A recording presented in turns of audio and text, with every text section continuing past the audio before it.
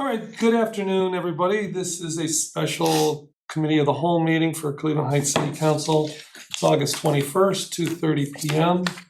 Addie, would you please call the roll? Cobb. Here. Kuda. Here. Petrus. Larson. Here. Maddox. Russell. Posh. Here. So here's my understanding. Petrus is on his way. Maddox and Russell will join us via Zoom. Maddox sooner, Russell maybe later. Yeah, both of them are working, and excused. So we're going to continue our discussion of the charter review amendments and the amendments to the amendments. We, a week ago, went over about half of the amendments that we discussed the first, say, 4 months of this year.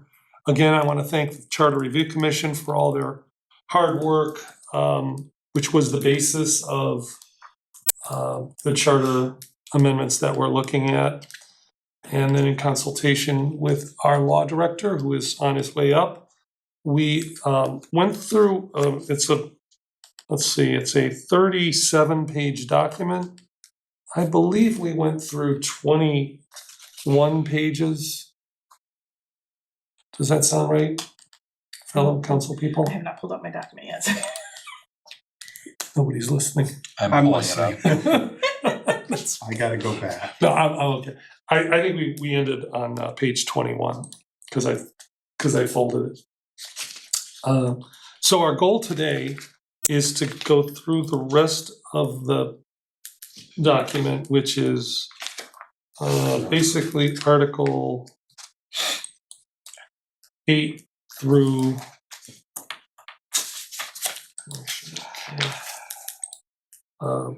16.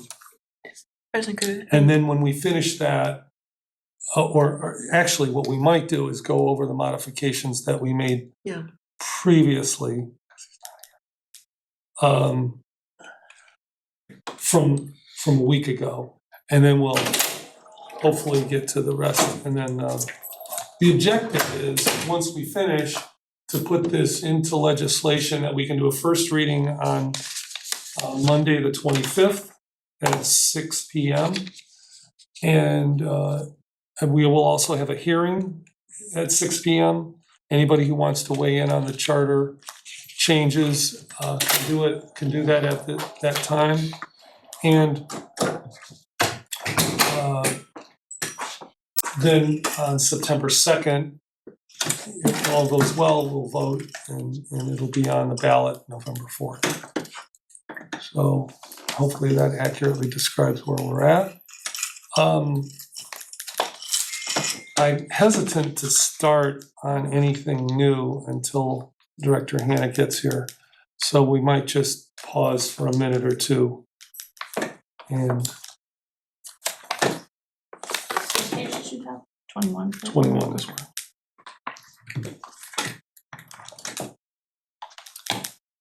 So we were we had done section 3, which is recall, Then we go to general provision. and then we were in general provisions, which is somewhat lengthy.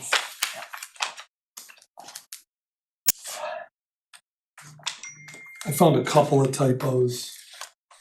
No big deal. I have good 8 or 10 questions. Anything else just for setup that we might need to go over besides what I just talked about? Okay.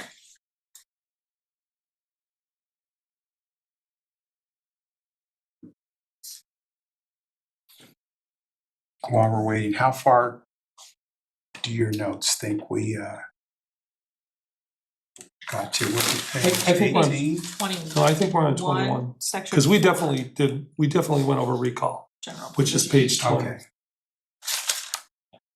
So we're going to start on 21. Now, Director Hannah is printing off the modifications that we talked about last week. We asked, some were questions and some were some changes. And we'll go over those. Now, those are from the first 20 pages. So how will those get incorporated into what's actually published? Will that make sure, will he make sure that what he's giving us today will be incorporated? I think we need to have a consensus. We're not doing any voting here. Right.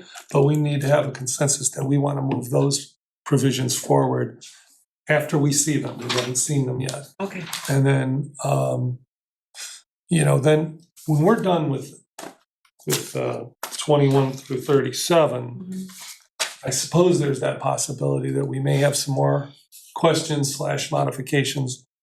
And those we would probably have to make on Monday, the 25th.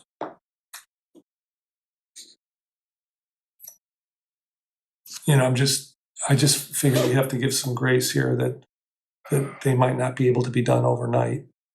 Well, and this person's off tomorrow, right? Right. Yeah, so, An off day? yeah. Well, just for Addie. It's a trip that's really special for her. Off day? She's been planning this for months. Really? Whatever happened to the days when people never took PTO, vacation, they just, It's called slavery. they worked through it? Exactly. Yeah, all those hours that I never used. And you lost, did you lose them? Yeah. In the end, it didn't matter. So you worked through your vacation. That's your Oh, no. problem. Yeah. It's very. No, my generation now is if you're awarded PTO, you take it. You take every My single bit of philosophy it. was, I took my vacation. Well, and Even when I was an associate, I took it. We had 4 weeks, I took you it. took it. Yeah. Yeah. I think now it's becoming less. Some people will say, I've heard people ask, well, why are you taking like small, like 1 or 2 days here or there? Why don't you just take like a big chunk? Because we can't afford to take a 2-week long vacation at once. You know what? I'm just to get started. Was there anything on the general provisions? I only had one question on that. But I just You're talking figured, about the general provisions relating to the initiative and recall and all that stuff? yes. Okay. So that's page 21 going on to page 22.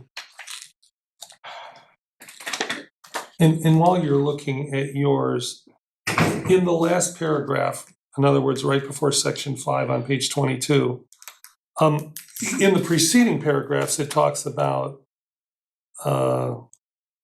initiative, referendum, or recall. But in the last paragraph, it does not say or recall. And I don't know why. I mean, obviously, that would be a question for Director Hannah. So the first sentence says, when any legislative measure resulting from any initiative or referendum petition is approved, it seems to me that if we're going to keep this consistent, we're probably going to want to put recall in there. Most of the rest of the general provisions stayed the same.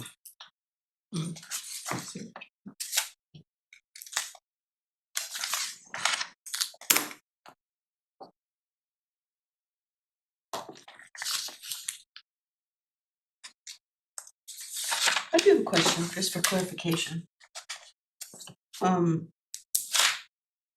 The section the paragraph that starts out within 10 days after the filing of a petition, the clerk shall ascertain whether the same is signed by the required number of qualified electors, which has to be determined by the Board of Elections. We don't have to mention the fact that Patty's not sitting here counting those people.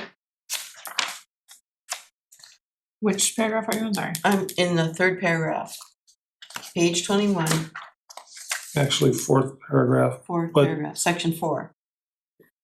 under section 4.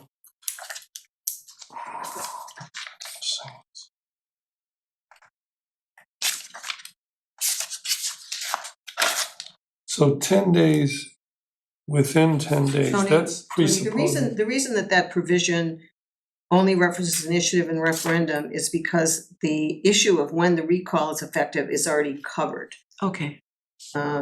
It's in section 3. It's in the part dealing with removal. So because it's mentioned beforehand that Yeah. how the process works, then we're okay with It that? says if a majority of the votes cast at such election on the question of removal is in the affirmative, the elected official whose removal is sought shall thereupon be deemed removed upon the certification of the official canvass of the election results. Okay, So it's automatic. okay.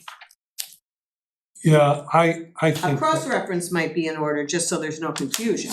I mean, that's what I was gonna say. That, if you're looking, no, I think you brought up a good point. Yeah, the reason that it's different is because if you have an initiative or a referendum, the petition itself would say this will be effective January 1, or this will be effective upon passage, or, something. Yeah. It'll say something about it. Yeah.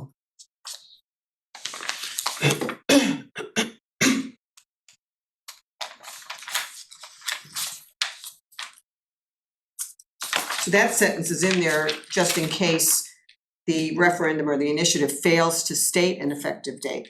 Whereas in the case of a recall, there's an automatic rule.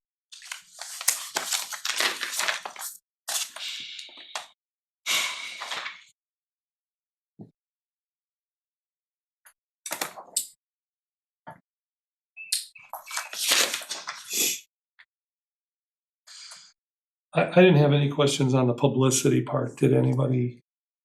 I did not. No, Yeah, that was very straightforward, and I'm just assuming that the not less than 30 days is some kind of standard and maybe even state mandated time period. Not in No. the case of anything other than, there's apparently the state constitution, in the case of a charter amendment, says the 30-day rule, but there isn't a constitutional provision in the context of initiative, referendum, or recall, as I understand. Okay.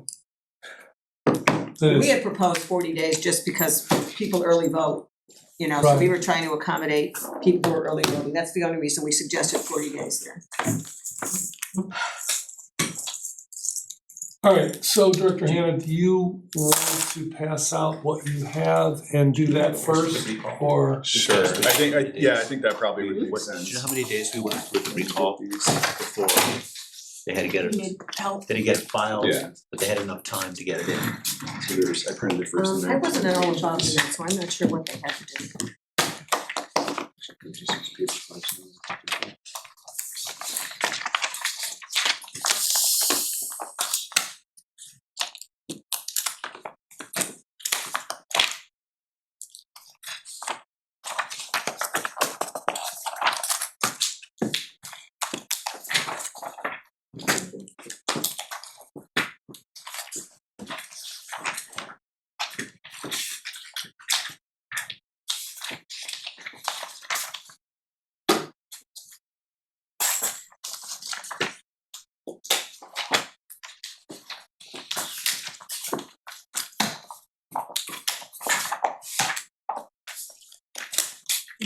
Want to sit here and I'll share with you? Yes, thanks, Linda. thank you. You may have an extra, let's see.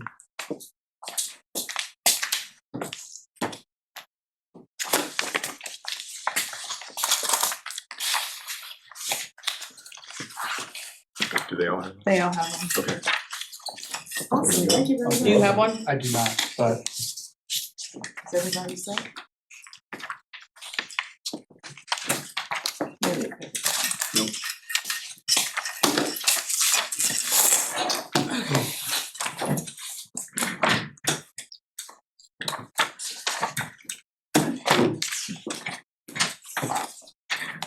So these are the changes that we discussed up until the point that we stopped in our last meeting. Last Thursday, yep.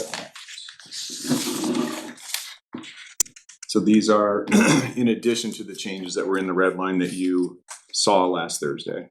These are just the changes from then to now. And it stops where you stopped, which was at finances.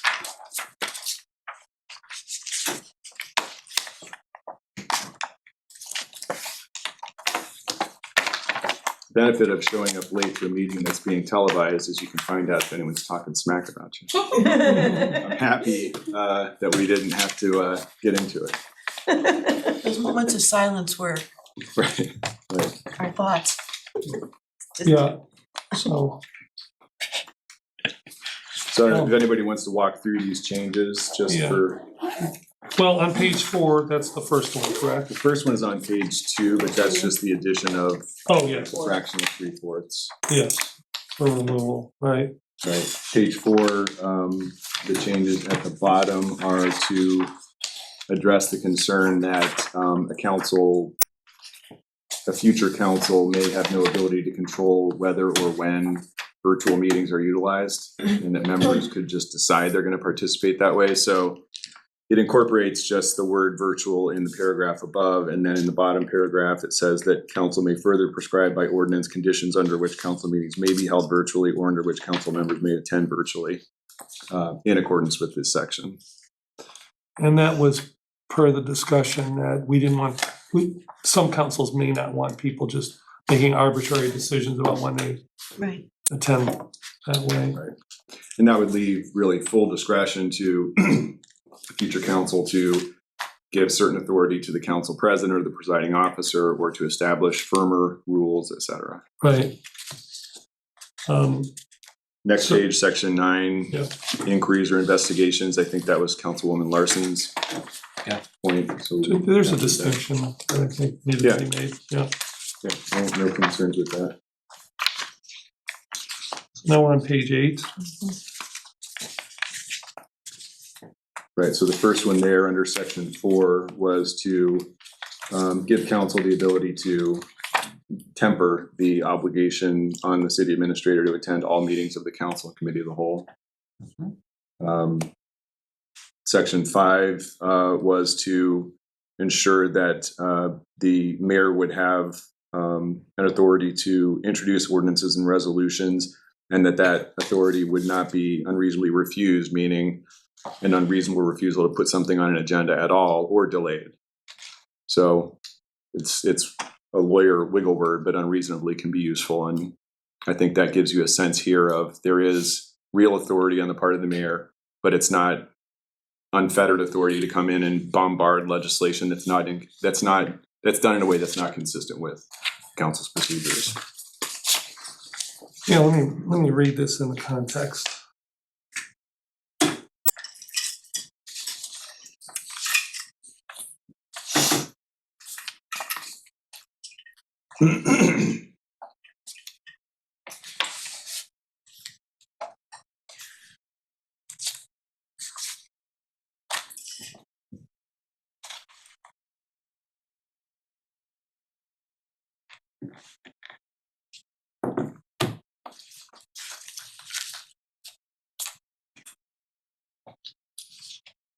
Yeah. So, just for instance, with the language as written now, if the council president said, I don't think, I'm working with the clerk of council, we're working on the agenda, and the mayor wants to put something on, and I say, or a council president says,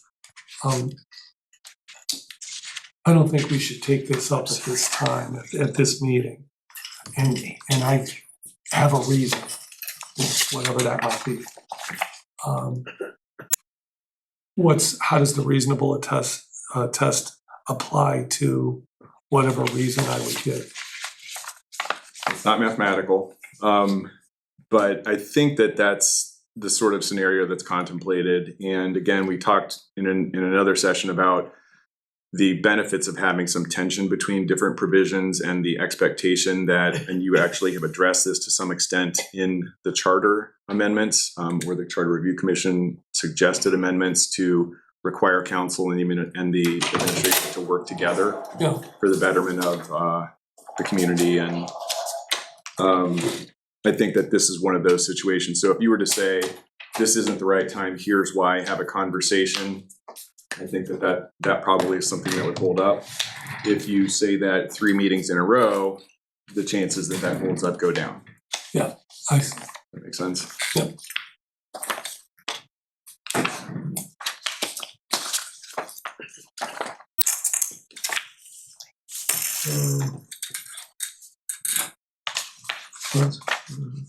So we're on page 9 now. Is there one more copy? Right, so the change in the first paragraph was to just sort of align the emergency passage, sorry, not emergency, veto override with state law. So it just says 2/3 of the members elected or appointed, which means all the members of council, but no one who's not on council. Instead of 5.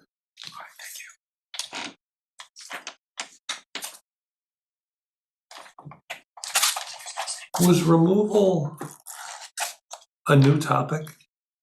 So removal was treated in the last version in the council article, Article 3, for removal of council members. And it was treated in Article 7, having to do with elections. And based upon the discussion at the last meeting, there was desire to see a removal provision for the mayor with a high standard for removal, meaning a supermajority requirement. And it just seemed more logical, since you have one for council already in the council article, to put this one back in the mayor article, where there was previously a section called removal. Got it. So I was the one that brought this up again to make it specific for the mayor, and I just, I want us to make sure we're giving this some thought, that I'm not prompting this because of an overreaction to the current situation. Well, I mean, I hope everybody looked at the email that the law director gave us about what other communities do. And, I think one really good point is that maybe the reason we don't hear about this is because they know that the mayors, and I would assume the council members know that malfeasance, misfeasance, what all that business, could lead to a dismissal, and so people are on their better behavior. I mean, it's a logical deduction, it's not proof, I guess, but we don't really hear about this. Well, and I think I thought this came up when did we meet last on this, before last week? Maybe back in the spring at some point, but there wasn't a decision made by the council. That last week there was a sort of a suggestion that this ought to be put together so the council can look at it, and there was a request for samples of those provisions from other communities. So that's what was sent out yesterday, and then this is here because council suggested that it might want to consider this. So it's entirely up to council. And since you referenced your email, Westlake, North Royalton, Mayfield Heights, Village of Richfield, Avon Lake, Minner on the Lake, just some cities nearby that have similar provisions for the removal. In many cases, almost identical to what we've got. And in most of those cases, it's 5 members, a couple have 3/4. A couple have 2/3, I think. Yeah. I think in my thinking, I have to balance what Councilman Cobb said, which is, possibility of an overreaction, to once we see a situation, would we be foolish not to react to it? I think that's the balance. And where's everybody at? I'm happy with the wording that's come forward, especially since other cities are using this very similar structure. I'm happy with it. Yeah, I didn't like the ones that droned on and had a bunch of, Exactly. bullet points. That just I seemed. didn't have time to type that out. Yeah. Councilman Petrus? I'm inclined to support it. I'm interested. I'm trying to do some research on some other cities so that I just have some more information. Fair enough. So, and I would just ask that, we show up on Monday prepared to kind of go up or down on this kind of stuff. Not up or down, because we're not gonna vote, but if we're gonna make modifications, let's try to make them Monday. Yeah. You know, I mean, because the objective is to vote a week, well, a week from Tuesday, I guess. Go ahead. I feel comfortable with this. I mean, you're right, we have the balance of what's been going on for the last couple of years and what I've seen while I've been in this seat for the last year and a couple months. I mean, overwhelmingly people have said, can't you do something about this? As, you know, talking to me as a council person, as in, can council do something? And it's eye-opening seeing how many cities do have this provision. I do think it has to be used carefully. And I do see how this council really reacted even under the current conditions carefully. I mean, nobody withheld legislation. Most of the legislation that the mayor brought forward to us was passed. But we took the brunt of a lot of the dysfunction and we shrugged it off and we stepped up and we did what we had to do, or at least that's what I feel like we did as a council. The only thing I think that, okay, I agree with the provision. I am still uncertain on the threshold, whether it should be 2/3 or if it should be 3/4. I think that's kind of a big thing. Could the law director speak to that? 2/3 versus Pick your poison. 3/4? I do think it comes down to a question of what threshold council seems is appropriate. I think there was general agreement, and all of the provisions that you've seen show a consensus that supermajority approval is required. So at that point, then the question is just, 3/4 makes it more difficult. But I think I don't have those in front of me at the moment. I think Westlake says of the members of council or something like that. One of them seems to talk about the full complement of council positions, where most of the others talk about elected to council or sort of present members. So this language contemplates present members of council. So if you're at 6, 2/3 is 4, where 3/4 is 5. If you're at 7, then 3/4 is 6, 2/3 is 5. Yeah, I mean, the So only, those are, I don't know how else to, I think it's just a comfort level question. but here's the thing. If a council has 6, we have, member missing. 4 is what's required to pass legislation. Just simple legislation. So, I mean, in that case. So the question is, if it's 3/4, that would be 5, even if there were 6. Correct. So I think that's what we're weighing. And, well, go ahead, Councilman Cobb. No, I'm sorry, No, I'm just saying, do you want to weigh in on those as written? I'm good with the 3/4.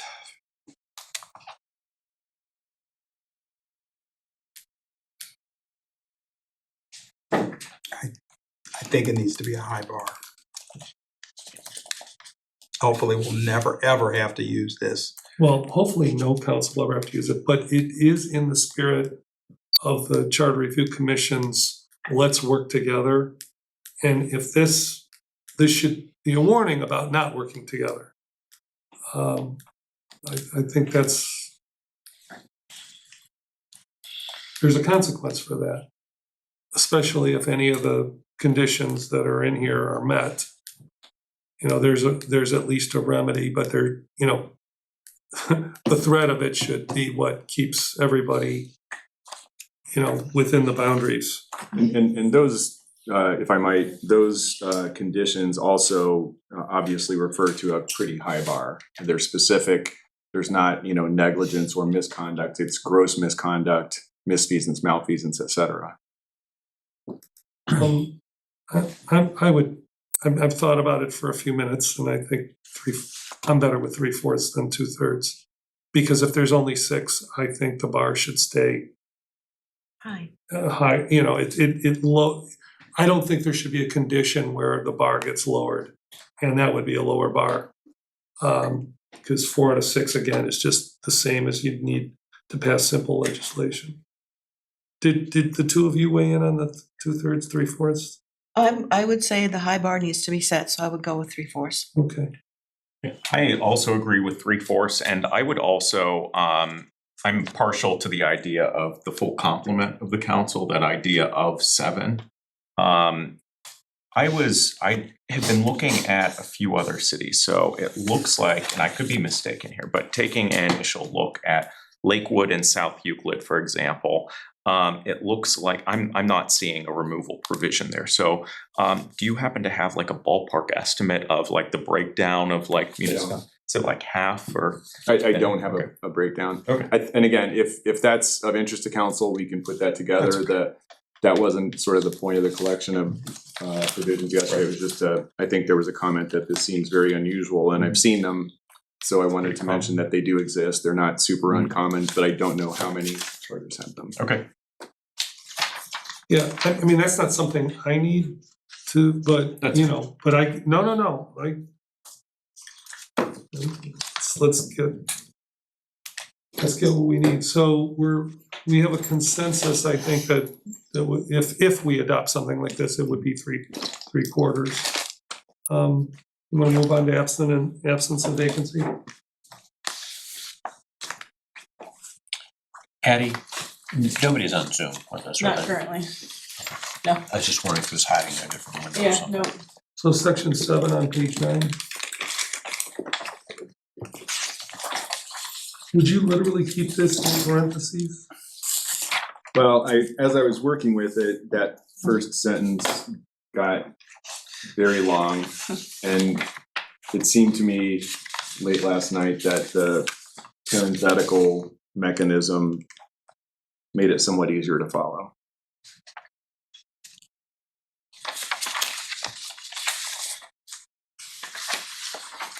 But I'll obviously defer to council on that.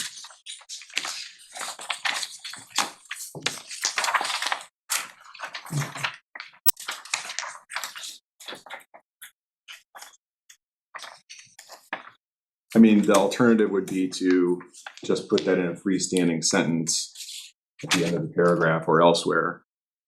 But I'm not sure that's just a stylistic choice.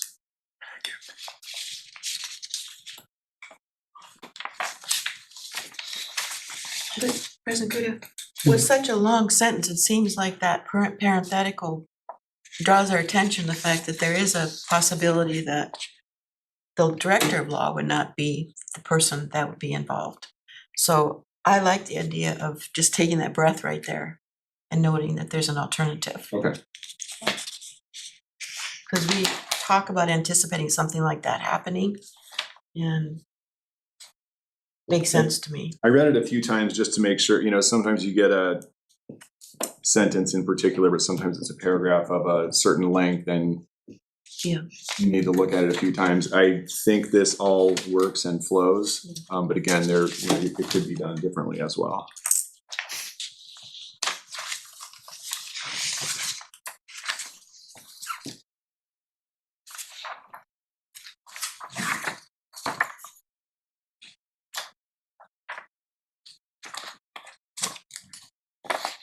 All right, so next, we're on page 11. Director of Planning and Public Works has been added. Planning was there, it just got, for some reason, moved it forward, but Public Works was added. Oh, I see. Actually, I probably did that, but it's Public Works that was new. And that was pursuant to council's discussion on the 14th.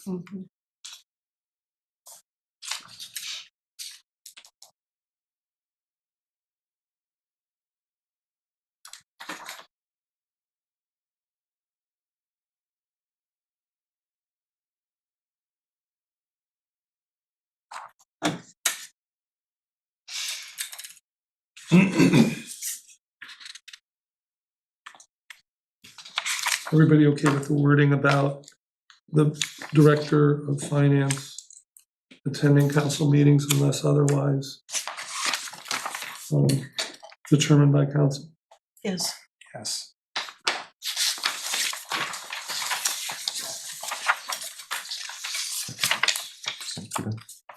Yeah, I noticed that at the end of the first paragraph of directors, it says, the mayor may remove the director of any department subject to the approval of a majority of the members elected or appointed to council.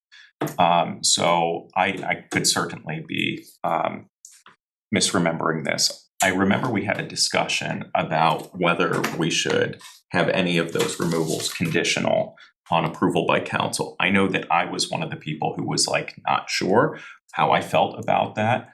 I think that at least at the time I was opposed to it. Was there a consensus at some point that we should add this for all of the positions? I don't know if we had a consensus about that. I don't. Because, for example, my own feelings have changed since that earlier moment, and I do think, for example, that it would be good if the removal of the law director were conditional on the approval of the council. But I just didn't remember us having a consensus that all of them be conditional on that. So let's talk about that. Again, as Counselor Cobb suggests, trying to keep my reaction to what we've experienced not separate, but weigh in to what's happened with some of our directors recently. At least with these folks, I'm feeling like it would be good that council, maybe approval is not the best word there, or maybe we could just be advised, or rather than reading it in the newspaper, or, you know, I'm struggling with it a bit in that regard. Because if the mayor determines that you are not qualified for your job any longer, according to the mayor's credentials or criterion, then, I mean, why would you wanna stay? I don't, Well, that makes sense. I think that's also a slightly different question. The question that this language addresses, which a couple people had mentioned to me that they had sort of changed their thinking since the discussions in the spring, is that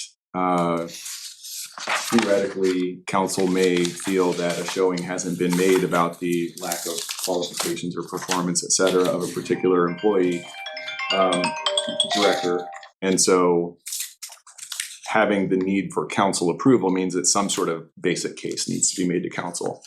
And I would say that in my experience with this in other communities, it should be council should provide a lot of deference to the executive's evaluation of the performance of a director, because it is the executive, the mayor, that works with the directors most closely. Council does not. Right.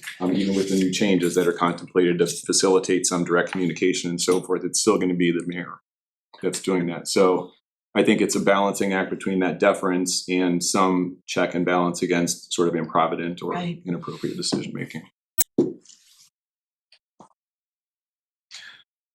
So at least as of this time, I'm not sure that I support the current language.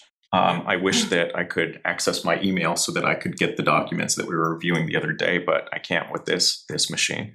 The other day meaning When we last discussed it. this hasn't changed since then. Okay, I wasn't sure if the other document, which had, I think, some additional red lines might be helpful for me to look at, but at least that's my position on that particular.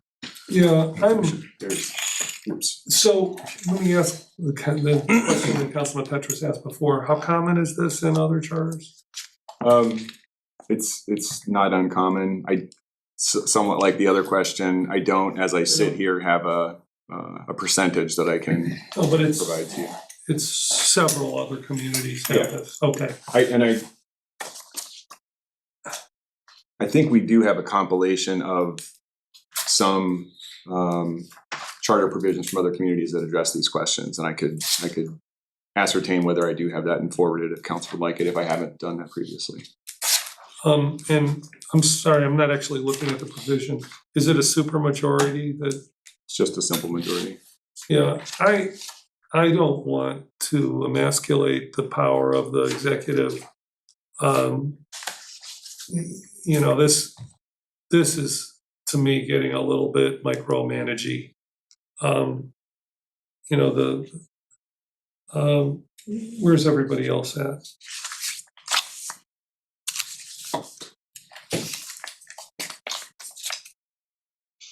I think if you keep the limit at four votes to keep someone to override the mayor's veto or override, you know, I think that's a safe number. It's not overriding the mayor's decision, though, it's supporting it. So this means that a mayor coming to council and saying, I want to terminate this director would only require 4 people to go along with it, He as needs opposed to 4 a votes. supermajority. Right, he needs 4 people. Right. Oh, then I misunderstood about that. I thought it was to take away that power. This makes it, no, this This is to validate. more fully preserves the authority of the mayor.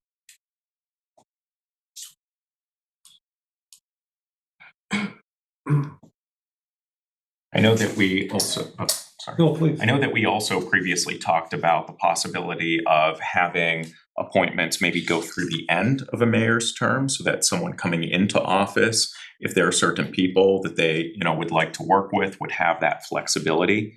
But based on the current language, I think I'm open to a discussion about individual positions, but the language that, as of right now, I think would require approval for removal of any director is not something that I'm currently in support of.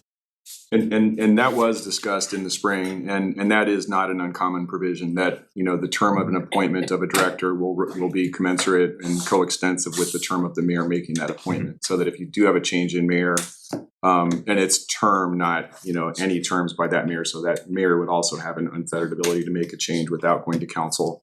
They would have to reappoint if they went into a new term of the same mayor. So I could send some examples of that, or put something like that in here and you could take a look at it. I would add that with a community of this size, you want to bear in mind that there is a significant amount of subject matter expertise within the directors themselves. Larger communities, a lot of that subject matter expertise goes down to division heads and commissioners and things like that. And so for the directors to be political appointees, it has less of an impact on day-to-day operations than it does if you have, you know, a director who is very much a bastion of institutional and subject matter expertise with respect to those operations. So just something to keep in mind. And I think it's worth council, I'm sorry, Mr. Councilman. I think No, it's go ahead, worth please. council, you know, thinking about this, because this is a change from the current status quo. And it is different than just, at one point, council had settled, and then the conversation was, I think, ended up with some support for the idea of having the folks whose appointments required confirmation being subject to confirmation of separation. And then the question about in between terms came up. It's a good question. One thing that comes up in that context is it can impact who's willing to take a position, particularly if it's midterm, like somebody's going to leave a job for a 2-year appointment, you know, maybe not. But again, those are all things that council can work through. So if I remember correctly, we were talking about maybe those positions needing approval, should also need approval for dismissal. I think that Councilman Cobb was talking about the importance of the relationship between a mayor and the law director. And in that particular case, at the moment, I think that I was sharing that opinion.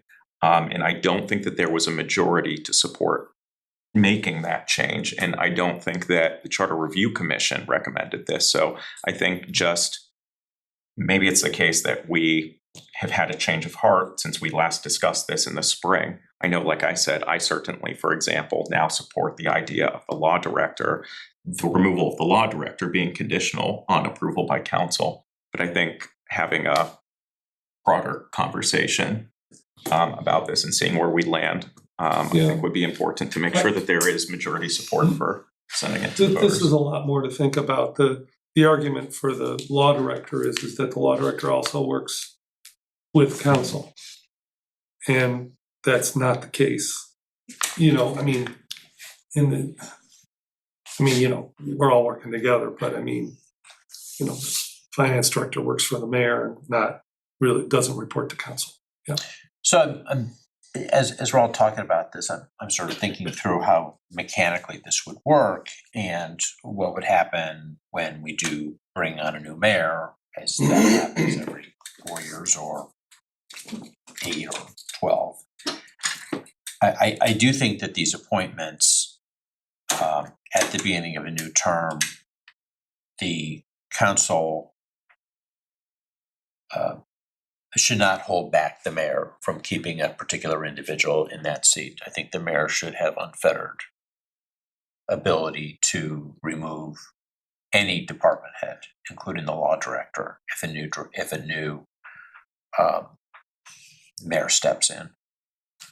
I don't think there's But- anything here that would say that a mayor would be held back from keeping anybody. You're talking about being required to keep somebody. Yeah, Yes, because I'm okay. not sure that that's, I don't believe, I didn't see that where, I don't see where that's brought up here. It's not. But it could be implied that an incoming mayor is gonna have to, sorry, I'm gonna pick on you for a sec. I mean, you're gonna be in the seat and an incoming mayor doesn't have the ability for him or herself to. That's correct. That's what this would say, that the separations would be made only with the approval of council, and that the appointment of a director is not term limited. And nothing requires the removal to be for cause. So if council wants the mayor to have that freedom to appoint a new department head, they can, Fill that will. exactly, they can just agree in 4 votes and. Right.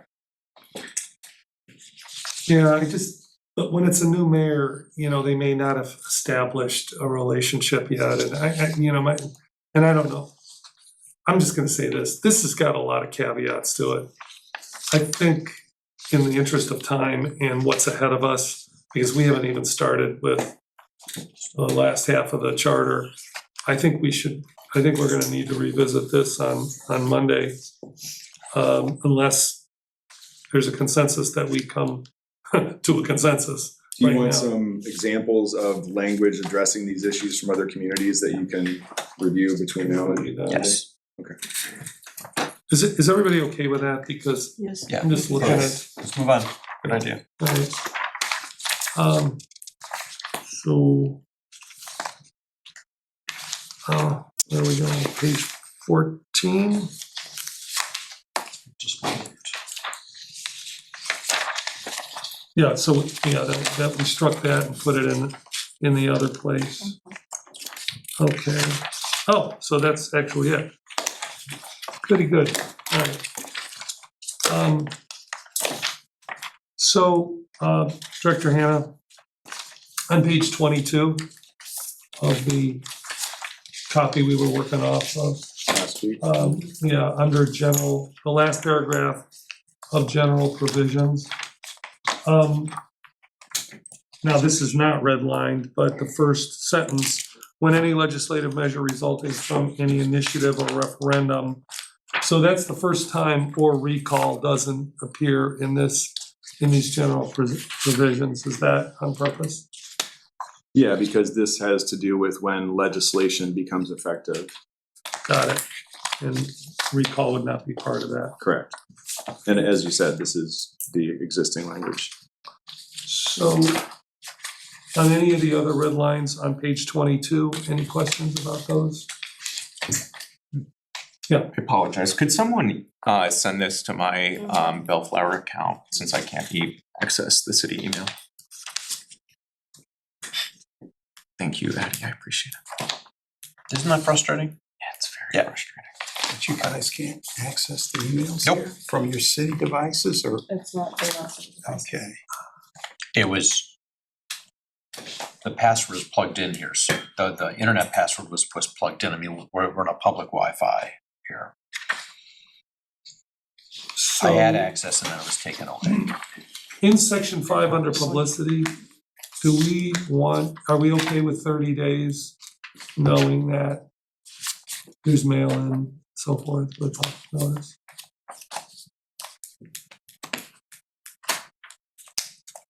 I mean, I don't know, people vote, they want to mail-in, but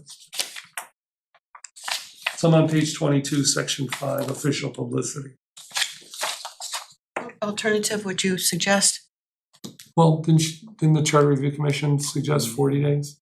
Yes. To recognize the fact that early voting starts Yeah. 30 days before. What burden would that put on? Like, would we know what we need to know at that, in a Well, 40? so one of the challenges, I think, is that the balance of that provision, section 5, official publicity, lays out additional time benchmarked obligations regarding to publicity, including not less than 50 days before the election. Arguments in favor can be provided not less than 40 days. What's that? Arguments or answers in response to something filed at the 50-day mark can be prepared and filed with the clerk in writing not less than 40 days prior to the election, and then the 30-day official publicity pamphlet is supposed to reflect both of those things. So you could collapse it, but the timelines do start to become challenging. I don't know if we've had problems with people early voting saying they don't know what they're voting on or not. I'm not saying it's not a real issue, I'm just not, I think some attention would need to be paid to the calendar.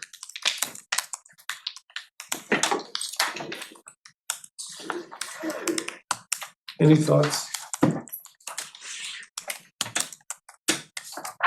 Well, if nobody's concerned, then let's just move on. Page 23, quite a few red lines here.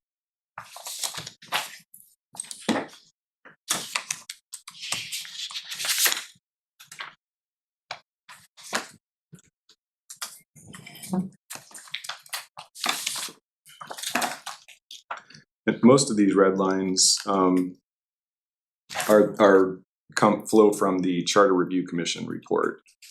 I think the only substantive or substantial anyway changes that were made to Article 9 have to do with starting on page 26, sections 5, 6, 7, 8, 9, and 10, and 11. You're in finance? Yeah, actually, it's 5, 6, 7, and 9. I think working through this, those seem to me to be provisions that are not objectionable, and I don't think that the Charter Review Commission had an objection to them as much as wondering whether they were necessary, but it seemed to me on balance that they serve legitimate purposes and that leaving them is preferable to deleting them. But otherwise, there are very few changes between the Charter Review Commission's draft and this draft. So if there's no questions on Article 8, so in Article 9, under finances, where is section 1? I don't get what section 1 is anymore. Is this all redlined? Well, I see section, I mean, section 1 is completely redlined, but then there's a paragraph under, It's the middle of page 24. Yeah, it says the laws of the state. Right. That's section 1. oh, okay, all right. So that's section 1.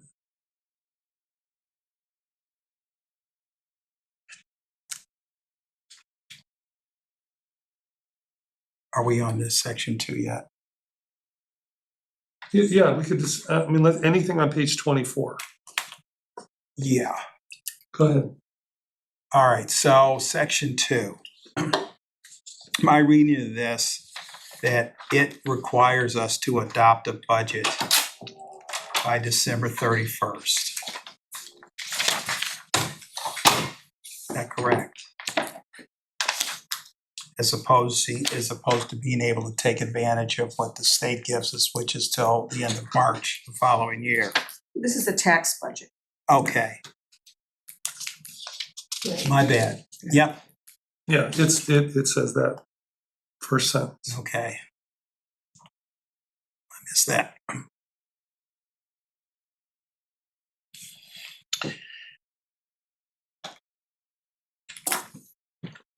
But you're bringing up a good point in section 3 below it. Do we have a time frame in there? State requirement, Yeah. yes. Tax requirement. Yeah, we think it's a state requirement that you do it by December 31st for the tax The budget. tax budget. It is.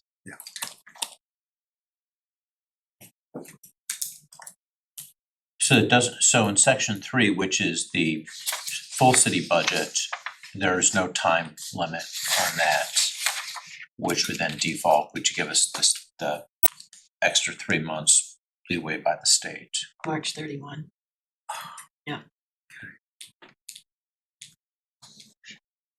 Which probably President makes Kudo? sense. Yeah. Oh, sure, Keith, go ahead. Okay, I don't have it in front of it. Councilman Cobb, the idea of an interim budget in the case that final annual budget cannot be passed by December 31st, 12 years later, I believe, Okay, Section 3. in section 3. Thank you very much, Linda. Yeah, there, in no way did the commission did not take that away from the city. But again, I believe that's part of the ORC. That if you can't get the budget done by the end of the month, end of the year, then you do have the right to put together a 3-month budget to deal with the necessary work to do an annual budget.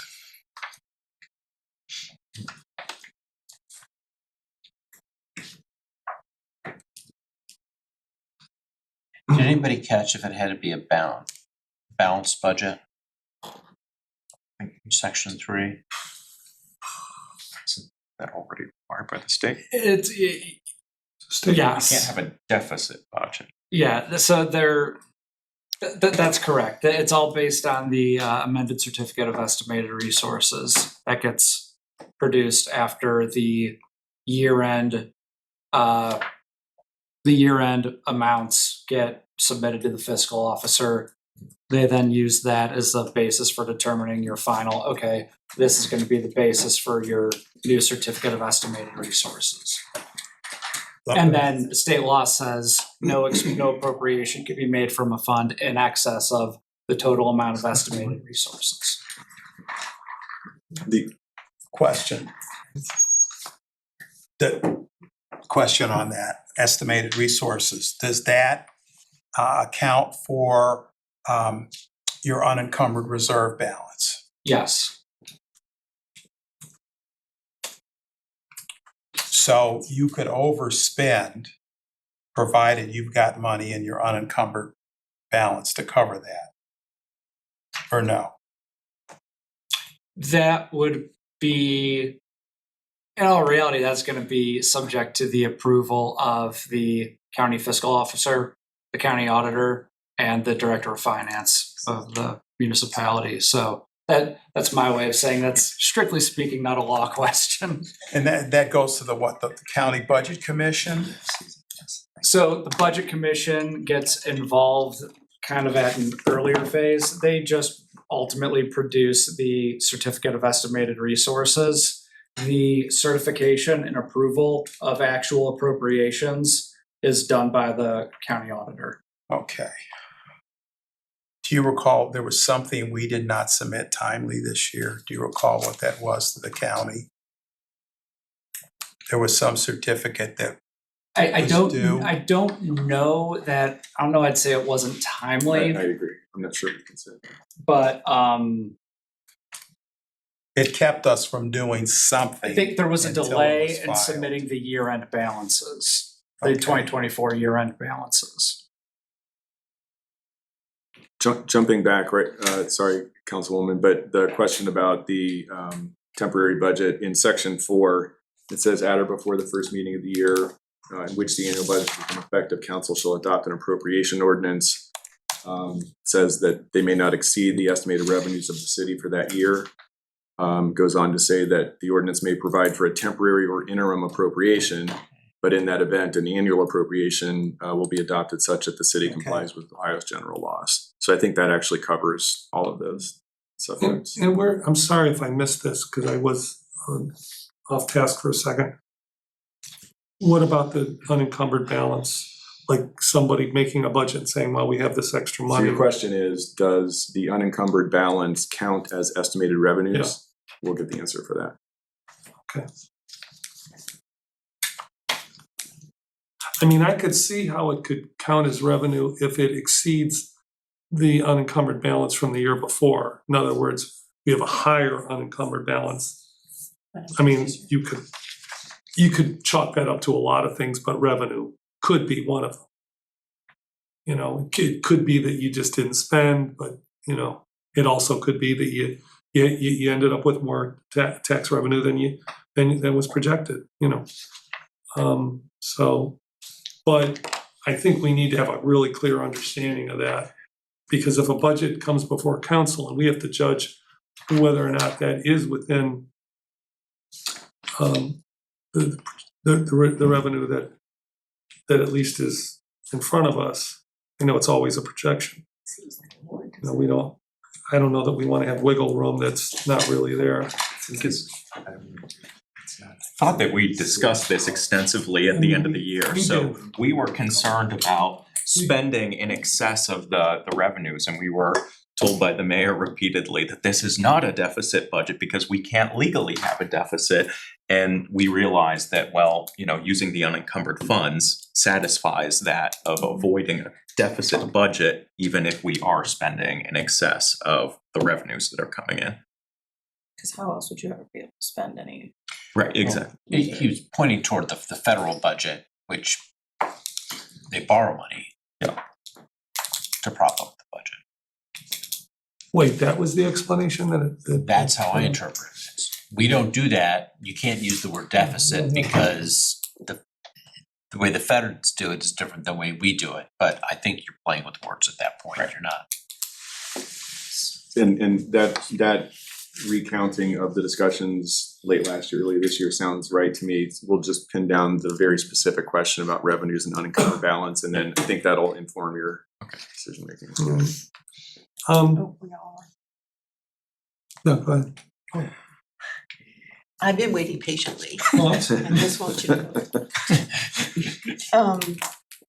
I just want to make a comment that one of the things that Vice President Russell and I have pushed for over the last few years of budgets is a comparative statement of the amount, the revenues and the expenses by department. And I thank the Charter Review Commission for doing this, because until I just looked at it just now, in section B, the statement is made, quote, "An annual revenue budget shall include with a comparative statement of the amount received from each source during the 2 preceding fiscal years and the current fiscal year, plus an estimate of such amount for the remainder of the current fiscal year." You made that statement in section 3B, and then in section 3C, you say that an itemized estimate of the expense of conducting each department activity of the city for the ensuing fiscal year, together with comparative statements as provided in subsection B. Thank you. You're welcome. And we will look for that in the form this year. Thank you. That's all I wanted to say. So, I have a question on letter D.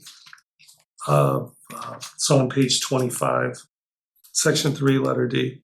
So, it says the capital budget shall include blah, blah, blah. So, if you put any amount, like I remember in 2023, there was no maintenance budget there was $15,000 maintenance budget for the community center for the entire year, okay? And that came up because the hockey parents wanted us to fix the North Rink, which wasn't, and I said, well, what do we have budgeted for this?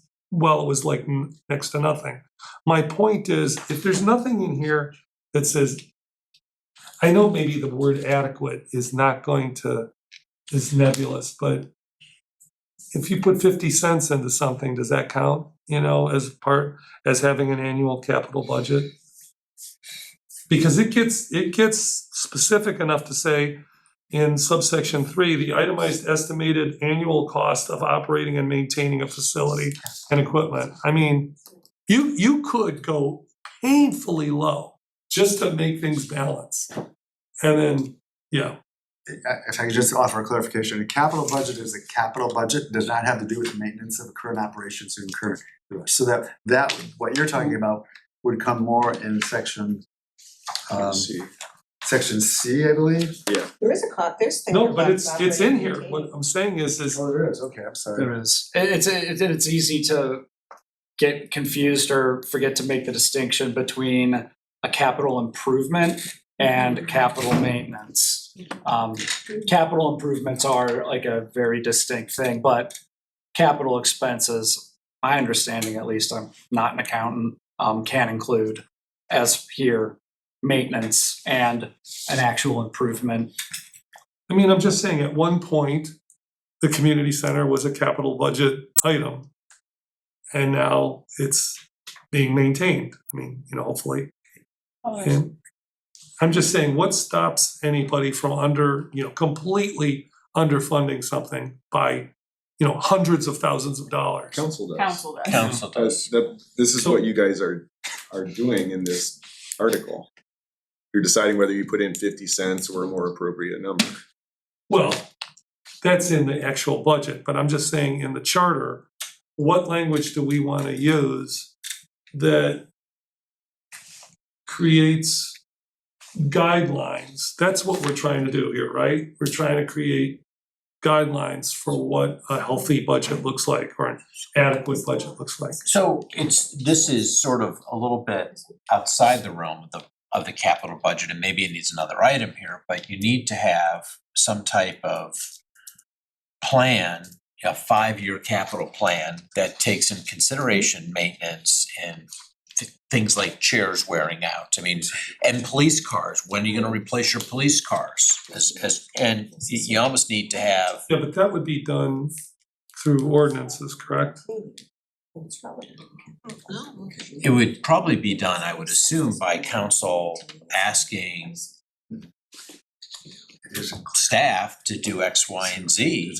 And hopefully not even council asking, that would really come from an adequate mayor asking that kind of work to be Yeah, done. but I know, but in the charter, are we gonna put must have I mean, we're not gonna put, you have to have a 5-year.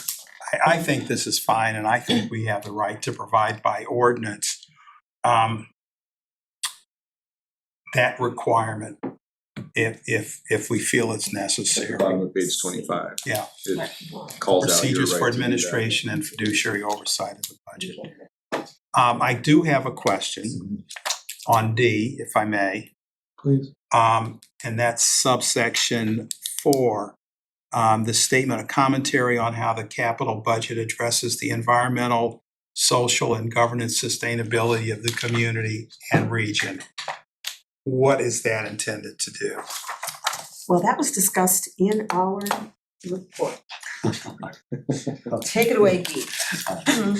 But I know it was discussed, I could pull up, I have the report with me, Yeah, I don't have the. we did report in my- explain it. In my head, but there was a concern that we received from the public, all right, when we had public comment and all, that we move into recognizing that what we do impacts the environment, and sustainability is the term, one of the terms that's used in order to convey that concern. All right, that we're taking into account what are the implications of the expenditures that we're making or not making, at this point in time. So previous versions of the Charter Commission charter amendments had more elaborate explanations or elaborate discussion of that whole idea of sustainability and environmental impact. But it was reduced down to this. It's just saying that there is, by this point in time, organizations are looking at the implications of their operations and their investments on sustainability. What is the long-term impact of what we're doing today? So one example would be that if you're looking at replacing something, let's say you're looking at replacing a system, you might want to consider maybe you wanna put solar panels on the roof. If you're replacing a roof, are you gonna install solar panels? Because in the long term, that's going to help overall sustainability goals of the city. That's one example. Or And this is just a comment in the budget proposal, right? It's the requirement that those issues be addressed with some sort of explanation about why some of the priorities that are recommended are what they are. Could You know, so another for instance, example, if the city has a sustainability plan, which it does, then you would want your capital budget to address how what you're planning fits with the sustainability plan, or does it, if there's a reason why the decision is being made that it won't. could another example be application of complete and green streets ordinances or resolutions to the budget for the Public Works Department for that year? Yeah, I think so. Do you have second thoughts? No, I don't, I should have read the report, I just, Oh, come on, you have Well- nothing Wait, else. wait a second, you You haven't read the report? you could go read the United Nations Environmental Program. Well, I mean, Which is what you guys that's what I referenced. just Yeah. wanna make sure that we're not I'm You know, crushed. unduly burdening the various departments that are putting this budget together, and I guess they could simply satisfy this by, Including a comment. They don't have to do a term referencing- paper. It's like a memo. It's just gonna be a couple Little memo. sentences. Might even be a note If at you're the serious bottom. about sustainability and you're paying attention to sustainability over the course You're of the already year, doing it. you're kind of already there, and people are Yeah. gonna have this on their radar, but it's It- it's kind of just a reminder that we have goals, so are we thinking about them as we prepare our budget? I think that's fair. That's the theory behind it. Anything else on that? Section E, where it says council and the mayor shall collaborate to ensure council and the public have the opportunity to understand and offer comment on the budget. You know, so this is under section 3, preparation and adoption. So what I wanna know is, are we collaborating on the preparation or the adoption, or both? I mean, or is it just automatically both if it's under that section? Because there's a big difference between council collaborate, like some charter provision that says we have to collaborate on the preparation than the adoption. The beginning of section 3, which includes a similar obligation as currently, says that the mayor with the assistance of staff, including the administrator and director of finance, shall prepare and submit to council an annual budget document. I think the collaboration referenced in E is collaborating to ensure that the public have the opportunity, which would be like in the hearings. So you're collaborating in terms of like publishing documents, Yeah. Not hearing, the not creation. no, Correct. yeah, Okay, on the hearing, All right. So understanding. this kind of reflects, I think, in many respects, some of the hearings that were held over the last couple of years, starting and maybe most prominently in 23 for the 24 budget. And so, it talks about what a hearing means, it talks about what publishing means, which is giving people information to look at, and then at the hearings, the only real requirement is that it refers to discussion of the budget during council meetings or committee meetings, and that's identified on the agenda so that the public has an opportunity to be aware of these budget discussions. That's a question I have, is publishing so that the public has access to it they have not had. Like when we got that, our infamous 2024 budget book, which was lovely, I do not think that was ever published. Yes, it was. yeah, it was up Oh, there. yes, Was it's it still up up there? there. Not anymore, It's not anymore? no, go take a look. Why? And when, was it published as we were looking Yes. at it in public hearings? Yes. Okay, sorry. Yes, that was, yeah. Well, not right No, away. no, not- not initially. No, you're talking about in 23 for 24? Yeah, not in 24 for this year. Right, okay. Back another year, yeah. Go back another year, yeah. And again, this is a going forward requirement that would apply if council were to adopt this language and the Great. voters approve it. Perfect. Anything else on, oh, yes. Can I just say one thing? Councilman Gail Larson, my whole method of doing this was to talk to the finance director at the time, who had been there for 23, preparing the budget for 24, which had been lauded by absolutely everybody I talked to. Melody Joy Hart, everyone I talked to said it worked so well in 2023 to prepare for 2024. That's essentially this reflects all of that data gathering. and analysis and discussions with the commission and all to say, this is reasonable to say, this is the way to do it. So, Thank you. It will be wonderful if we get that done this year. Thank you. Anything else on section 3? All right, section 4 is on page 26. And I have a question. It says at or before the first meeting of the year. Can we do an appropriations ordinance after December 31st? We can amend it. Yes, such ordinance may provide for a temporary or interim appropriation. I think this is the statutory language, but we'll double check that. I just, it wasn't, I get before, but the at just threw me a little bit.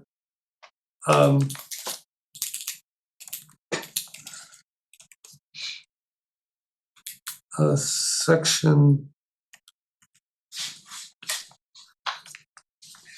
5, section 6. Oh, Yeah. transfer fund, section 5. Okay, Because of what happened this year again, so please, if I'm overreacting, let me know. We never did get a real narrative for all those transfers that were done. those were handed to This us is at the it. meeting, yeah. So is it asking too much to ask for a narrative as to why the transfers are being done? So can we put that word plus narrative? You're looking at section 5 on page 26. Yes. No, I think council has authority to transfer on the request of the mayor. But it's a discretionary authority, it's may transfer.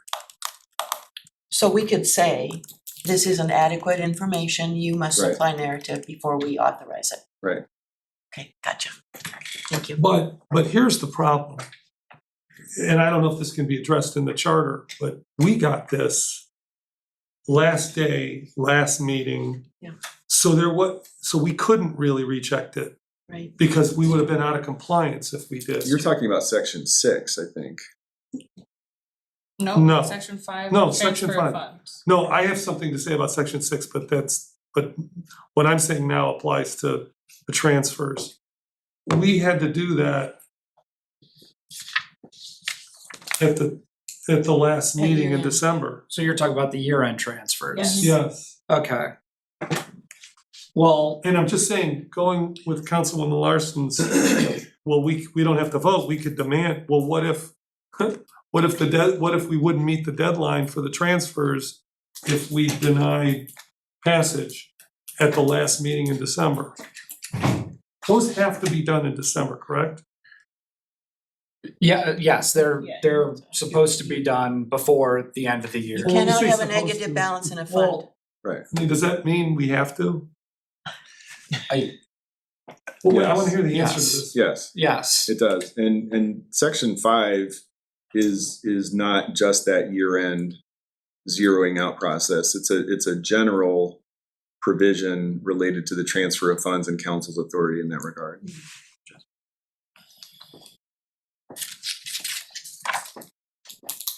Well, I think I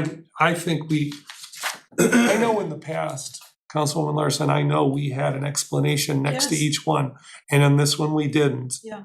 And if I remember correctly, the ordinance authorizing the year-end transfers, even though there was little information to go on at the time, it did require Director of Subsequent reporting. Finance to provide the journal entries of the year ends. and there was no from and to, that's what, I don't know Yeah. what you mean by rationale, but Well, so one of the things that's, if council signs off on this and sends it to the voters and it's approved, one of the things that's different is in Article 5, Section 2, Director of Finance, there are very specific obligations that run from the Director of Finance to the council and allow the council to prescribe fiscal matter duties that right. apply to the Director of Finance. So you guys. One of the can say- reasons that language is there is A, it's very common, it's in most communities' charters, and B,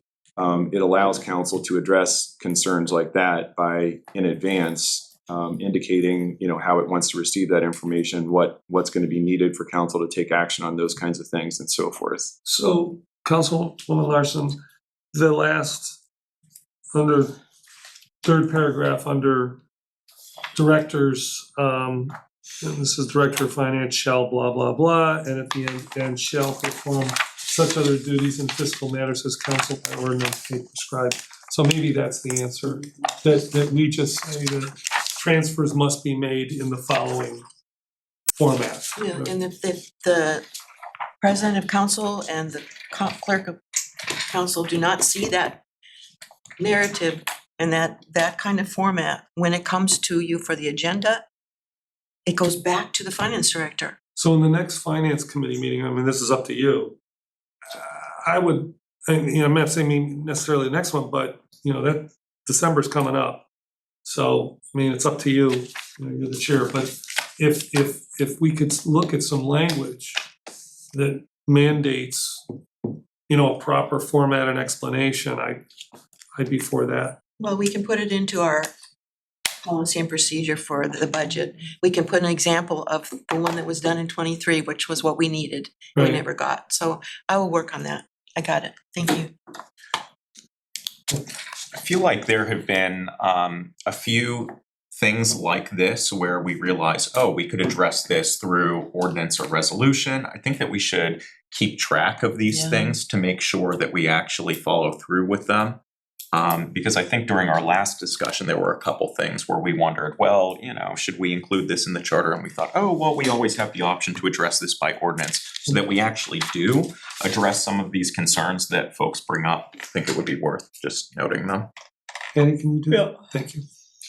All right, so we're on page 26 and section 6, if we could go on. Unencumbered balances.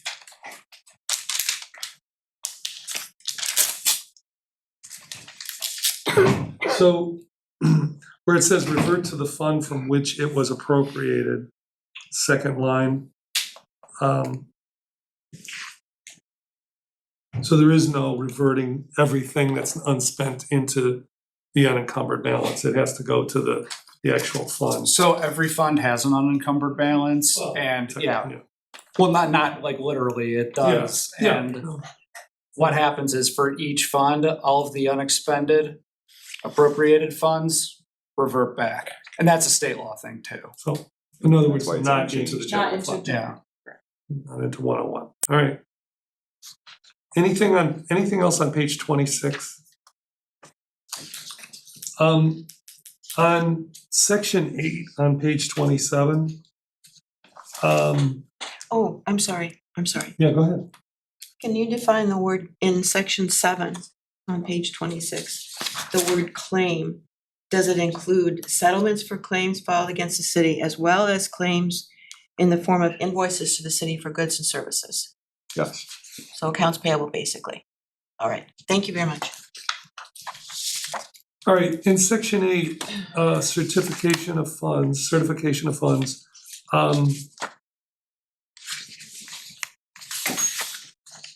This essentially conforms this fiscal officer certificate requirement to state law. It's, as previously written, it's complicated and would gum up the fiscal works of the city. For every ordinance, resolution, or any order for the expenditure of money issued by the council to be, or authorized by an officer of the city to require a fiscal officer certificate. It hasn't been the practice, quite frankly, and it's not workable. The need for a fiscal officer certificate for a contract, however, is self-evident, I think, and it's state law. And so the changes here make that, just conform that requirement. I guess if I have a question, and I think I do. Good. If we're doing a budget adjustment, where is the language that mandates that we have to get a county certification for that? State law, Yeah, it's not in the charter, never has been. Title 9. And again, some So- of those expanded think- obligations of the finance director to keep the council advised on an ongoing basis of the fiscal condition of the municipality, I think will help you to, Yeah. you know, keep your fingers on the pulse. Where is that? Article 5, Section 2. Last paragraph, I think.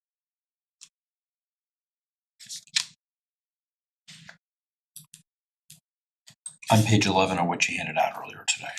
It's possible. Because I was gonna suggest, I didn't know if it should go in the financial section. When you say it, what are you talking about? Okay. I think we're missing something when it comes to things like financial reporting, which I think council should be able to set by ordinance. So for example, you know, closing the books within a certain number of days. You know, this is what financial reports council and the citizens get to see.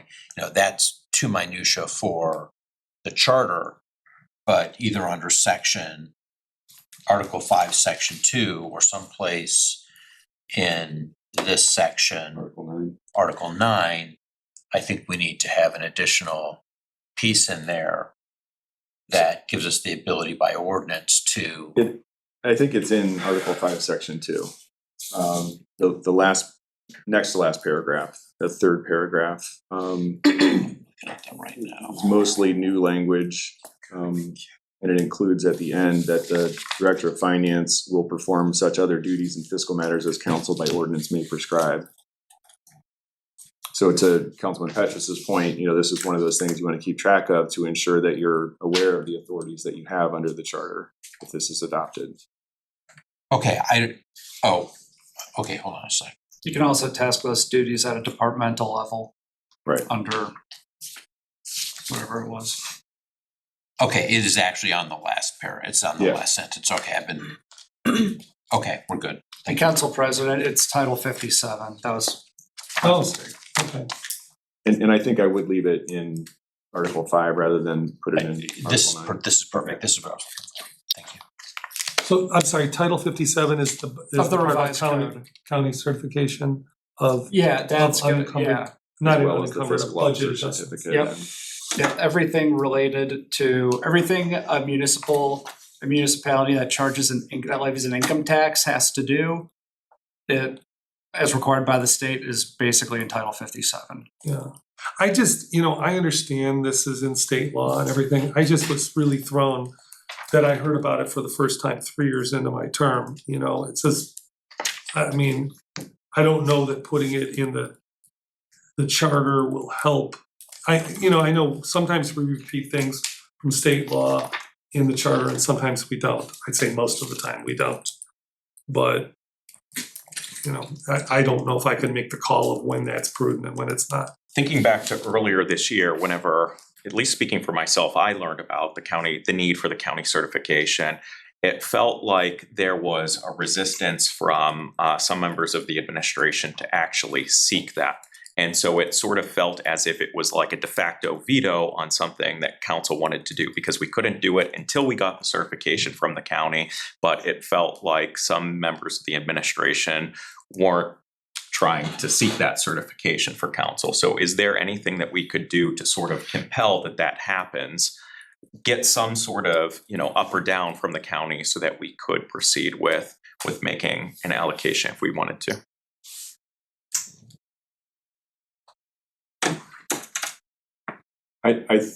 I think that's, to the extent that you want to address it directly, I think it's covered in the same As authority prescribed by- described. Yeah, Okay. I think that's By a ordinance. fiscal, you know, reporting obligation that council could speak to. Okay. Because I'm sorry. But I would do it by ordinance rather than charter. What happened to us is, what I was thinking is, could council go ahead and approve that additional budget, you know, amend the appropriations first, and then you may have to ensure that you send that to the county fiscal officer? Or do we have to have permission from the county fiscal officer first before we can do that? I don't believe you need permission from the county fiscal officer, but so really what happens, sort of I think at least, and I don't, this is my understanding, and I don't, because I've never actually gone through this process before, but the way it was explained to me is that sort of the worst thing that happens is if council approves a non-compliant appropriation, when it does get to the county auditor, they send it back like redlined and saying, no, this isn't right. This is actually like the extent of what you can do here. Okay. So I don't, yeah, it's not, you know, the auditor isn't coming down here with backup or anything. All right, thank you. Okay. All right, can we turn the page? Yes. Sorry.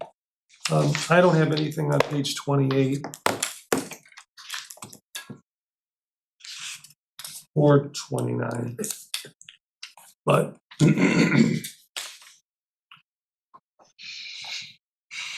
actually,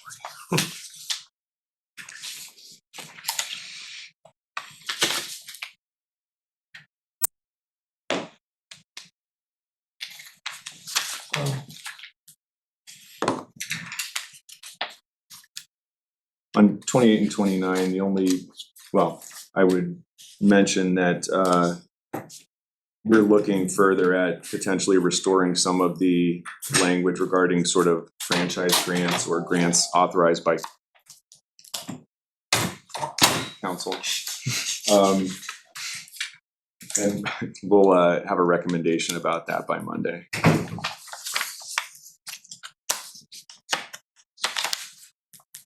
I'm sorry, what does that affect? Some of the language that was struck from prior Article 10 franchises. Mm. And then there was new language, I think, that CRC suggested in Article 3. So we just want to take a look at those two things and resolve them.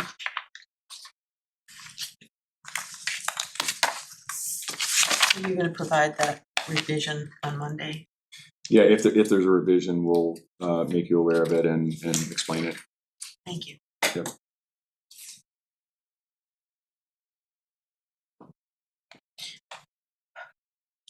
Are we gonna wait until the council president I gets back? suppose so. It seems like we probably should. In which case, I'll be right back. 5-minute break. Hate to be a stickler, but absent the council president, there needs to be a motion to recess. I so move to recess this meeting. Second. Con, To reconvene and oh yeah, okay, need to set up time to reconvene. To reconvene upon the return of the president of council? here you go. Good enough for me. Hey, I passed a legal test today. Do I need to do a roll call? Or can I just say all in favor? You can do all in favor. All in favor? Aye. Any opposed? Okay, motion passes.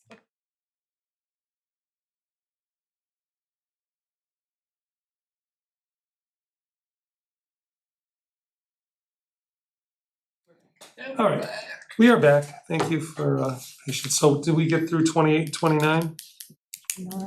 Pages 28 and 29? No? Okay.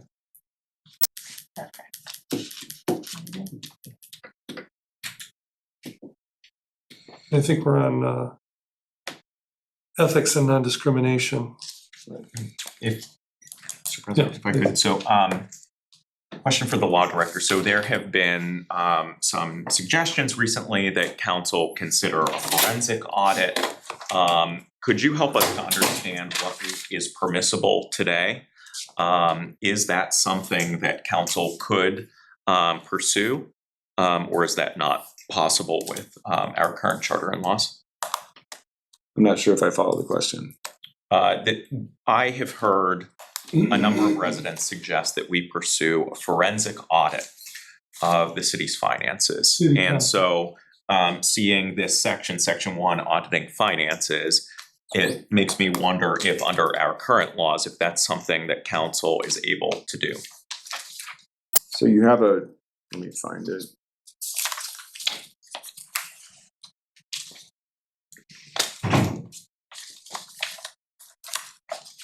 So you have a provision currently that you utilized previously that says council may engage the services of a private independent public accounting purpose for the purpose of auditing the city's finances. Wouldn't that like? Said contractual arrangements shall be for a period deemed proper by council. Wouldn't that require the cooperation of the administration in order to be effective? Sure. And does this, But the cooperation is mandated in 5.2. He's talking about under current. under okay, the so current we law. could pass something adding that responsibility to the finance director Okay. to work with the firm engaged by council to conduct that forensic audit? Is that I'm general? not sure if I'm following. A moment ago, I thought you were asking like under today's existing current charter language, do you have the authority to engage a firm to perform a forensic audit of the city's finances? Yes, and I think you answered that we do. You do. But my question is, in order for that engagement to be effective, we would need the cooperation of the administration. And I think the council president was saying that, well, we can get the cooperation of the administration by looking at Article 5, Section 2, where we can assign additional duties to the finance director through ordinance. Yes, if that becomes part of the charter. Oh, okay, after so this is November. not currently, so we can. Yeah, so you're looking at the red line that shows the changes from last Thursday to today. Yeah, I'm sorry, I was thinking that this was already, that we could already assign additional duties to the finance director. Is that not We true? assigned duties to the finance department currently by ordinance. Okay. I mean, under the ordinance. I think the question becomes, what's the most effective, practical, pragmatic way to approach that? And I can't provide an answer right at the moment. But that's something we could look at, like, is there an ordinance that would sort of neatly address and all the departments of the city have an obligation to conduct themselves in good faith and so forth, and the administration generally and the mayor have that obligation. So the ability of council to impose those specific duties by ordinance would be more clear if the language that's currently in the draft charter were adopted. Okay, thank you. And I was asking that to, try to feel if we need to make additional changes to ensure that that power is available to the council. And it sounds like it would be. Yeah, I think so. Can I just run one more example? And this is sort of the real world example at the end of last year where we needed a temporary budget. And we asked and was assured by the administration that that work would be done. We showed up in our next meeting and it was like, no, we're not doing it.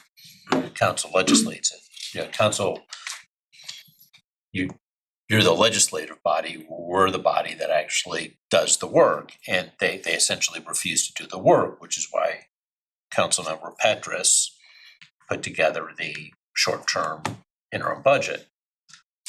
We're pretty much covered here that we're not gonna have that situation. I think so. Yeah. Yeah, and that's the goal of some of the proposed amendments, yeah. At least as this has all been, it's unfolded over a period of time, so I think that the language that's in the current working draft addresses those concerns, let me put it that way. Well, when we sell this to the community, if we all agree that we wanna put it on the ballot, I think these are 5 of the October. Well, exactly. But if we had that agreement and it goes on the ballot and we're going to the community, I think that would be an ideal example of, this solves the problem of, some of the difficulty we had this past year getting this budget attached.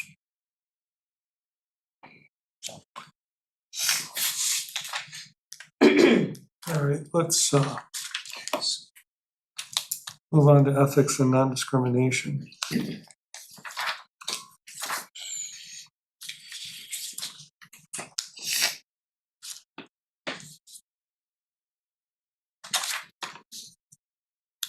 Section 1 is easy to find on page 29. Anything else crossed out? Section 2 is another one of those that's kind of hidden on the next page, just in front of section 3, but without the heading right above it. Oh, yeah. But that's just a requirement that votes be taken.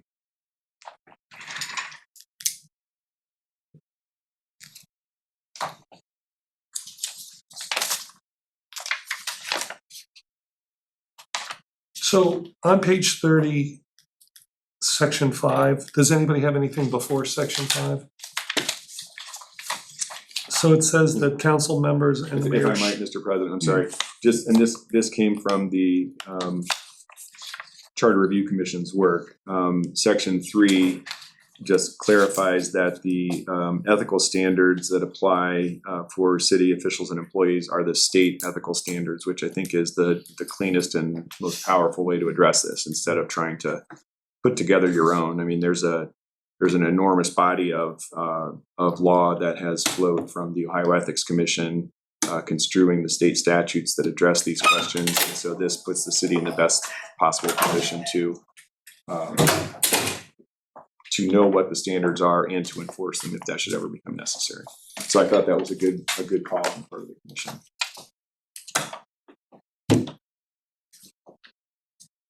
Sorry, you were on section 5 then. Yeah, so it says council members, actually the very last sentence, council members and mayor shall complete training. And then it gets into some pretty specific stuff, the number of hours, the types of training, topics. This is a little more specific than you'll usually see in a charter. I believe this is copied from Lakewood. Still stand by the specificity of the entries here. Well, I was a little hung up on some of this on the first pass, but I think that it's written in such a way that it is in certain respects suggestive of the breadth and depth of the training that's required. It's more clear in terms of training being required. But if you look at the bottom of page 30, committed to best practices of governance, innovation, administration, including those related to ethics, finance, budgeting, safety forces, infrastructure, human resources, planning and development, and current issues facing the city. And then it goes on to say that there will be training on the best practices of municipal government and governance and administration, which may include, but will not be limited to, parliamentary procedure, roles and responsibility of various elected officials and employees, subpoena power, introduction, preparation of laws, resolution, and ordinances.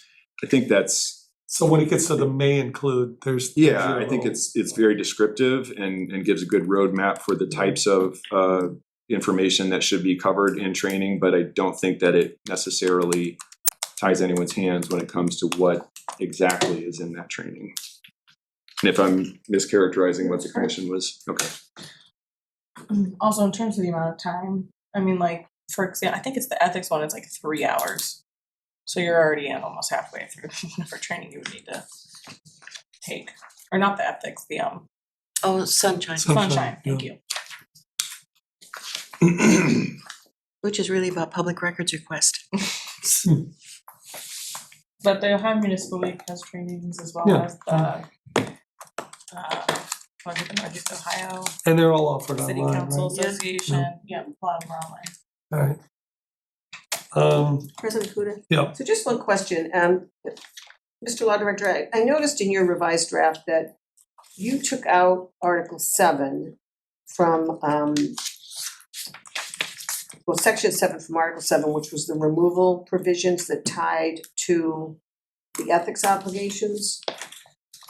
So did you take that out because we now have separate removal provisions for council and the mayor? That's why, yeah. Yeah, so I just want to point out that those provisions that are now in the draft for council and the mayor are not triggered by violations of ethical laws, per se. One of the things we were trying to do was to make it clear that a violation of ethics laws could trigger removal. Up to you guys whether you want to include that or not, but that's just a point of clarification. That's fair. I think, you know, there are arguments that somebody could have about whether that would constitute malfeasance, misfeasance, nonfeasance.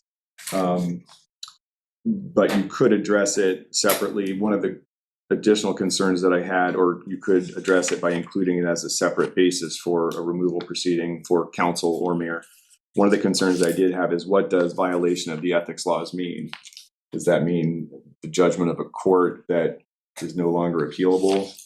Because if that's the case, I would have some concerns about how available that would be, you know, in somebody's term. Those things can take quite a long time, but it could be done. That language could be imported from the previous provision into the two separate currently proposed removal provisions.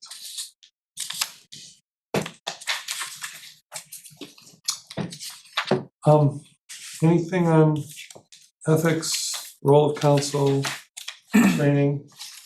Let's go to boards and commissions if we're, are we there? Article 11. So I sorry for interrupting, but I would mention that in section 6, Yeah. this is somewhat different than the non-discrimination language that I think had been given some discussion previously. But the thought here was to tie it to the city's existing equal opportunity provision in the charter, to modernize that a little bit. And you know, I think there are a lot of ethics offices that sort of consider discriminatory practices to be inherently unethical, and so it seemed like a reasonable place to put that language. I just mentioned that for what it's worth, in case anyone's looking back at the CRC draft.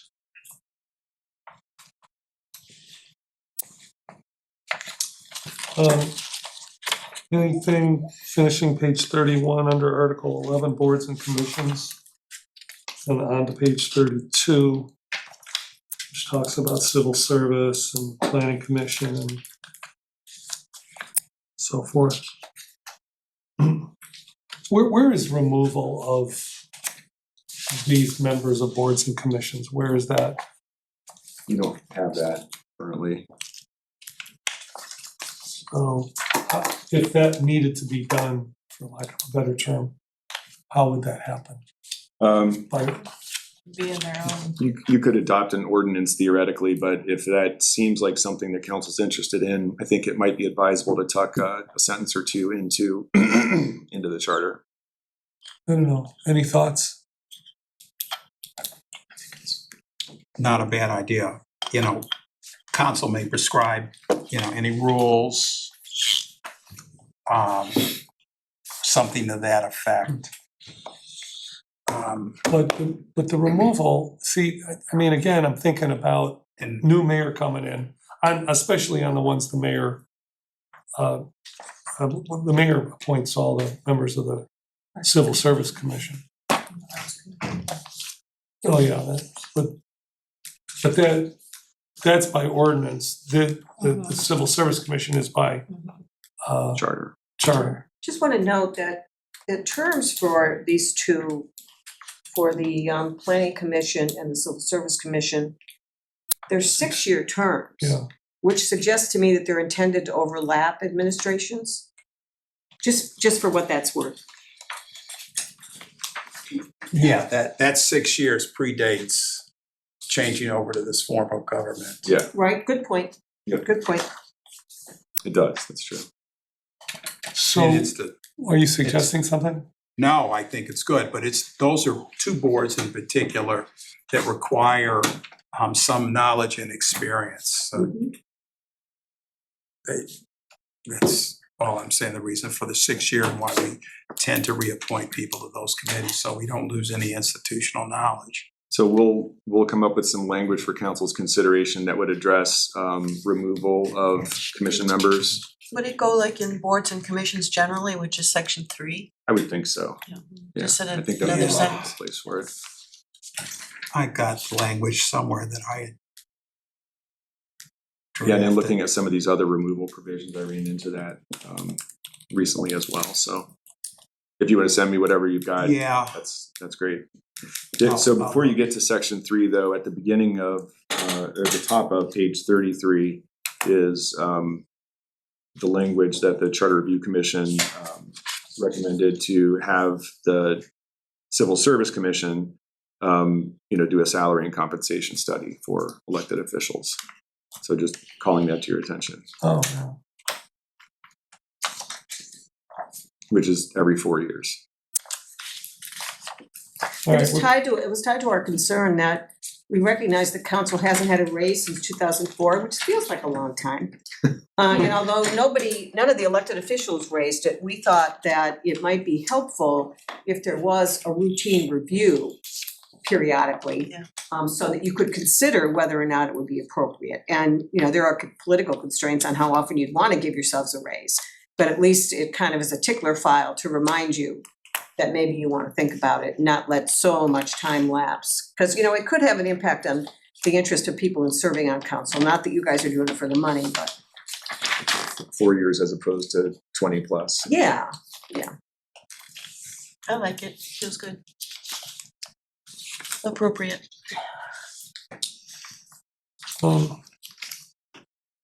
Anything else on page 33? Which finishes out civil service and so forth. And gets into charter amendments. And the real change in Article 12, charter amendments, is pulling in the publicity requirements that previously existed in Article 8 into charter amendments, along with initiative referendum. So we're on to Article 13 here? Sure. Okay, is that okay with everybody? I have a couple of questions. So on the fifth line, it says 2 members shall be appointed by the mayor in a writing. I think you just take out the word a, right? No, I mean, you can't, I don't care. I don't have a strong feeling. I think. I don't know, just, writing, like, just. In a writing delivered to the clerk of council. In a message delivered to the clerk of council. Well, Right. how about in writing, comma, delivered to the, I don't know, in a writing just seems awkward to me, I don't know. I'll give you one. I mean, I'm not a, stickler for this stuff, it's not like I've been doing it the whole time we're here, but. It's fine. Um, This is not gonna make the difference in. No, the I'm courthouse. not saying that, I'm just, it looks like a typo, I'm just saying. All right, so no later than 30 days after the adoption of an ordinance or resolution appointing, I think it should say for appointing, a resolution for appointing the 7 members, because it has a different meaning if we're talking about the mayor, about when the mayor, it sounds like we're talking about when the mayor, if you don't have the word for in between resolution and appointing, it says no later than 30 days after the adoption of an ordinance or resolution appointing the 7 members selected by council. Here's my concern. My concern is that council runs this process. And if you have something in here that says that council has to make its appointments and then the mayor, because that's how it reads now. That's what it says, yeah. Yeah. And then the mayor, then it's not council running the process. So you wanna go second? Is that what you're saying? Maybe I don't understand the meaning. So the beginning, it does read as you said. It contemplates council determining 7 people that it will appoint and adopting an ordinance or resolution appointing those people.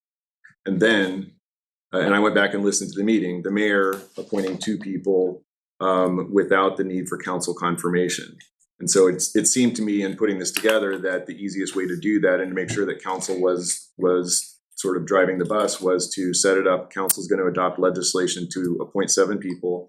When that's done, the mayor then has a time period within which the mayor can appoint the 2 people that the mayor is going to appoint. And if the mayor doesn't, then council has 14 days to fill out the rest of the commission. Everybody satisfied with this? Well, I mean, maybe we talked it through and I don't remember the detail, this particular detail. I don't know that the order was discussed in any detail, but you were clear that you wanted to preserve the legislative nature of this process. And then there was agreement that there should be a role for the executive to make a couple of appointments. And so I just tried to meld that all together. It could certainly be changed.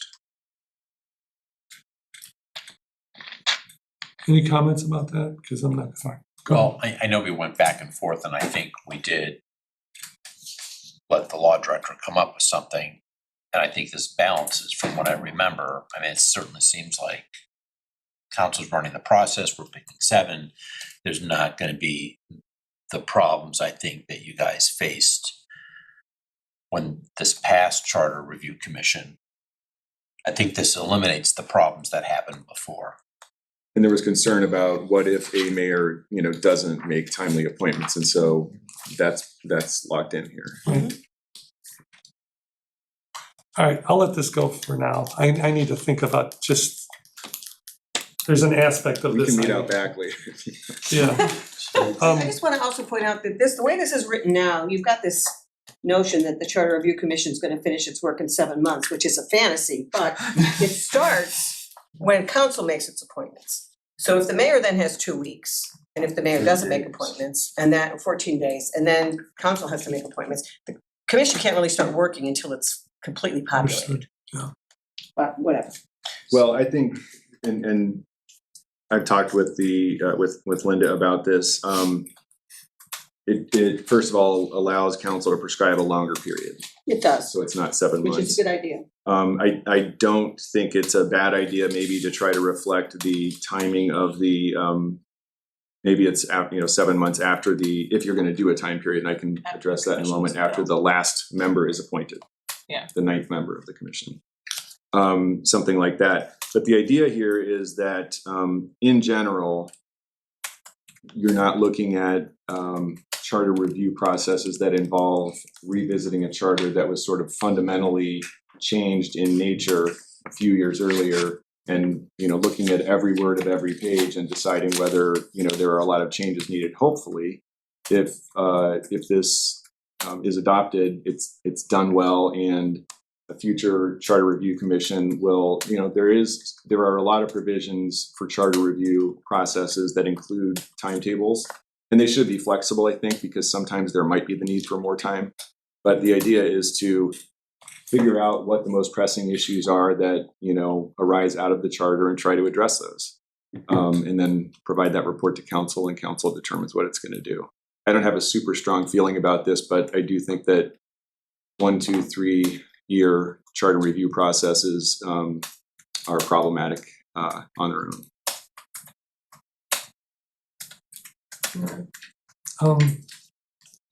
Anything else on the last Article 14?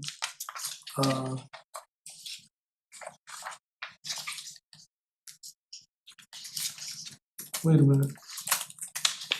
It goes. Oh, one other thing, if I could.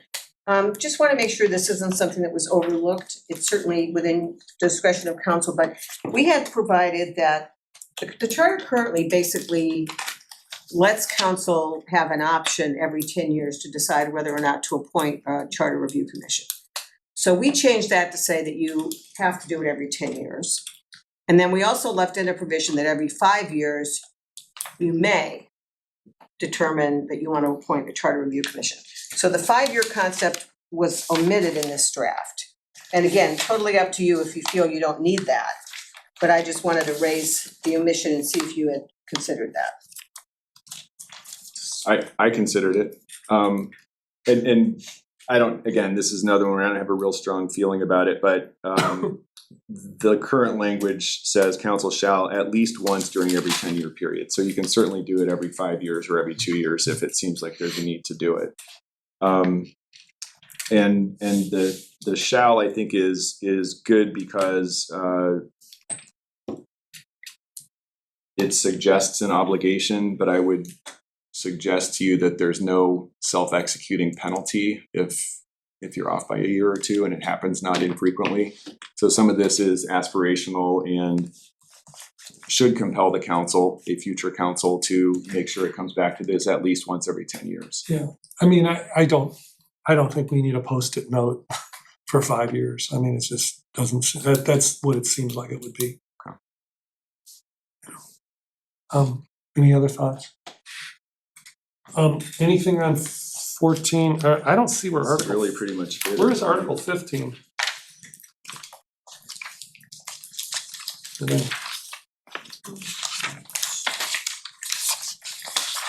14 to 16. It disappeared. I'm reserving 15. It's like we have to reserve That's the fair. chapters in our org. Yeah, right, we might need it at some point. Stash. Just stash it away. All right, we're really close to the end of our time here. I can think of one topic we have not discussed with the charter, but is there anything for articles? So what are you gonna do, make 16, 15?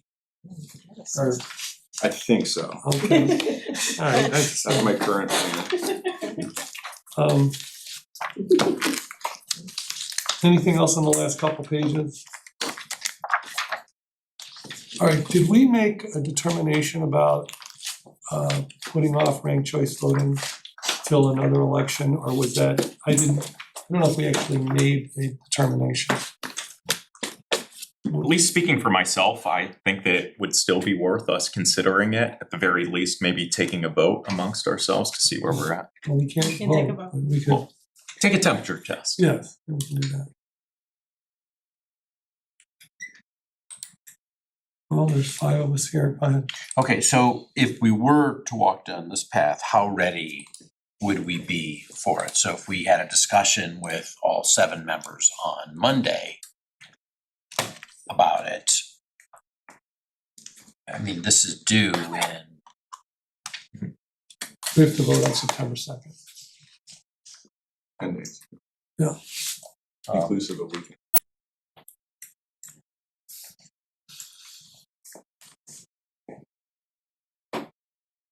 I guess, is there a plan to take, is there a plan for us to have a conversation about it sometime in the future, I mean, near future? yeah, well, it'd have to be super near. Let me ask the law director, if, I just want, because to me, this is not like a very simple thing to talk about.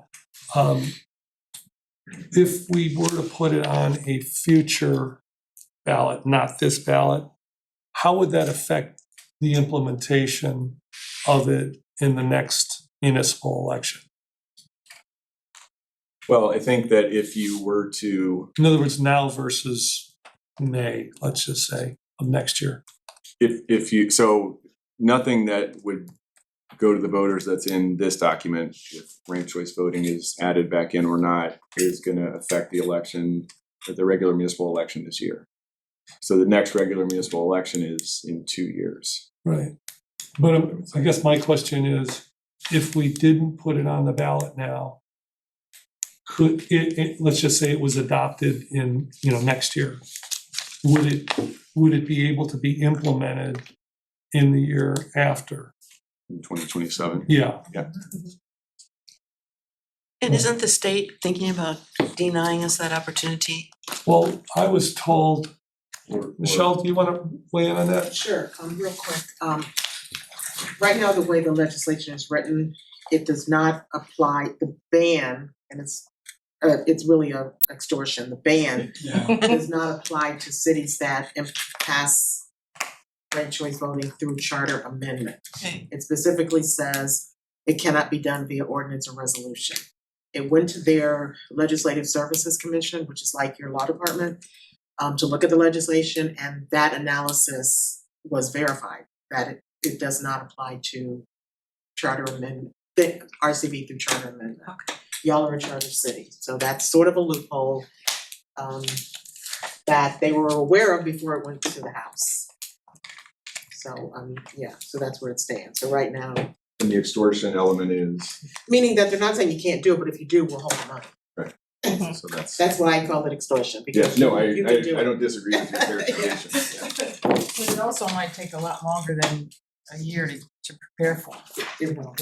You know, so it probably couldn't be on the 2027 ballot if it weren't, you know, if it were voted on next May or next November. It probably wouldn't be time.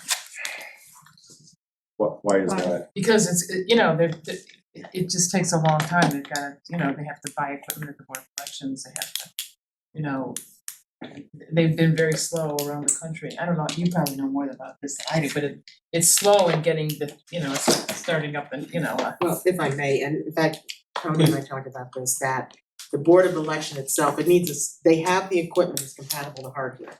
They have to do a software upgrade.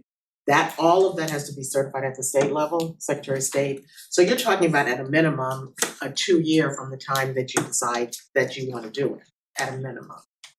It's not overnight, it will not be the next election. So if ranked choice voting were adopted in November of this year, your feeling is that it would not be available for the 2027 election? I'm almost positive. I would stake my Chanel bag on it. Oh, that's a good. That's how certain. Would not be available. Would not, be, even if you did. So if we 29 did it, is- so I'm just saying if we did it next year, it wouldn't delay it any more than if we did it this year? I mean, is that what you're saying? No, I'm saying that, yes, it would delay it more than this year, because now you've lost a year. In any case, figure that for when it passes, you have at a minimum 2 to 3 years from then. All right, where's everybody at on this? I know Jim wants us to revisit it, so let's. Yeah, go ahead. I'm very concerned about the extent of this amendment that we want to put on the ballot in November.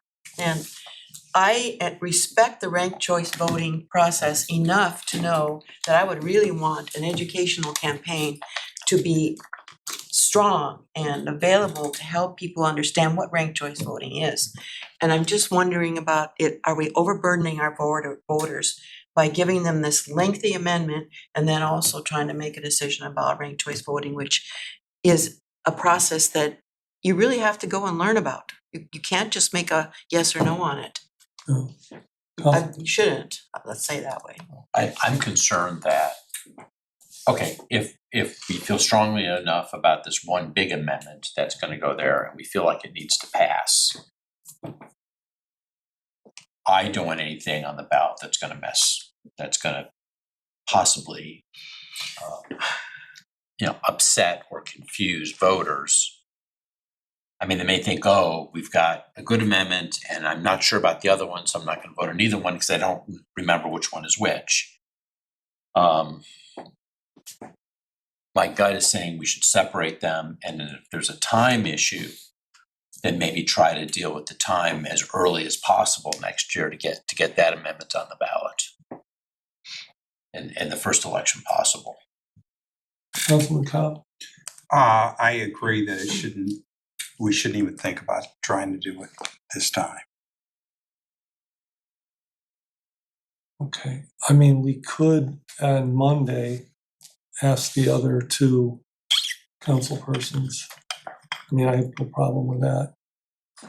Nobody's here, right? You probably should, but I would say, you need 5 votes. Oh, To push Right. anything to the voters pursuant to a charter amendment.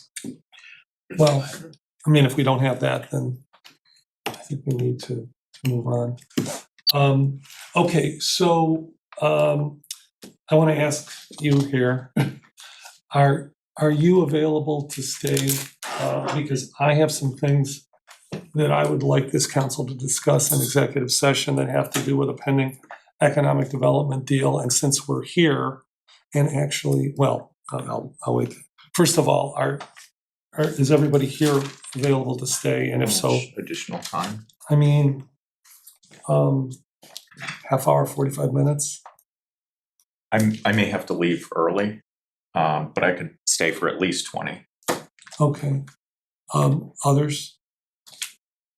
Okay, so could I ask here, Councilman Khan? Yes, you could. I'd like to make a motion to go into executive session to consider the lease or sale of city-owned real property and to consider confidential information related to the marketing plans, specific business strategy, production techniques, trade secrets, or personal financial statements of an applicant for economic development assistance or to negotiations with other political subdivisions respecting requests for economic development assistance is necessary to protect the interests of the applicant or the possible investment or expenditure of public funds to be made in connection with the economic development project. Was that the same text? Yeah. Okay.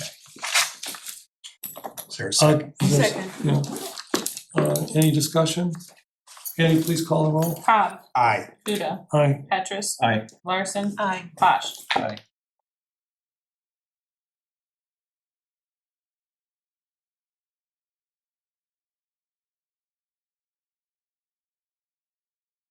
All right, so we are back from executive session and we're gonna adjourn this meeting at 5:34.